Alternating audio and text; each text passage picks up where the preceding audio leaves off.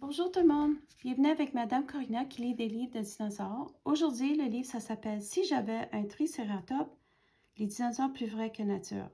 C'est écrit par Ruth Simons et illustré par Oleski Bitskoff. Le tricératops était un grand dinosaure herbivore avec 3 grosses cornes sur la tête.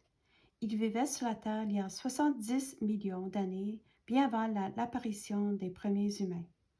Mais imagine qu'un tricératops revienne vivre à notre époque. Comment se débrouillerait-il? Et si le tricératops faisait partie d'une équipe soccer? Ses jambes robustes lui permettraient de parcourir le terrain d'un bout à l'autre. Cependant, il pourrait percer le ballon de ses cornes pointues. Avec sa corne d'1 mètre long, tout comme un bâton de hockey, le tricératops serait un joueur formidable sur la glace. Et si le tricératops allait chez le dentiste, il faudrait au dentiste une journée entière pour lui examiner tous les dents. On pouvait compter jusqu'à 800 dents dans la bouche du tricératops. Et si le tricératops prenait le train?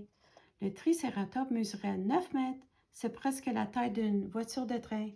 Il n'aurait pas la place pour lui parmi les passagers, mais il pourrait voyager dans le wagon à marchandises. Et si le tricératops partait en vacances? Avec bec aiguisé, semblable à celui d'un perroquet, il ouvrirait des noix de coco facilement pour faire des boissons délicieuses à tout le monde sur la plage. Mais si le tricératops préférait se régaler de feuilles de palmier, ses dents trancheraient étaient parfaites pour les couper. Est-ce que le tricératops était plus grand que mon père? Le tricératops était beaucoup plus grand que n'importe quel humain. Et lui seul, son crâne était plus grand que ton père. Il mesurait 2,5 mètres de long. Le bébé tricératops était beaucoup plus petit que ses parents. Sa tête était à peine plus grosse que la tienne. Et si le tricératops partait en excursion avec sa classe? Il aurait bien du plaisir, surtout lors d'une visite au château. Il pourrait faire semblable d'être un chevalier et participer à un tournoi. Le tricératops n'aurait pas besoin d'armure car sa peau épaisse servirait de protection. Il n'aurait pas besoin d'une lance parce qu'il avait 2 grandes cornes sur la tête. Il était plus grand que tous les chevaux. Et si le tricératops faisait un tour de montgolfière? Il aurait besoin d'une immense montgolfière. Le tricératops pesait 4,5 tonnes, le même poids que celui de 200 enfants réunis. Et si le tricératops avait trop chaud? Les animaux se rafraîchissaient de manière différente.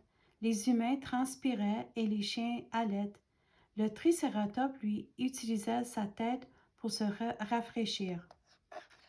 Le sang qu'il allait vers la collerette osseuse transportait la chaleur loin de son corps, au coin d'ombre où une brise légère suffisait à lui procurer de la fraîcheur.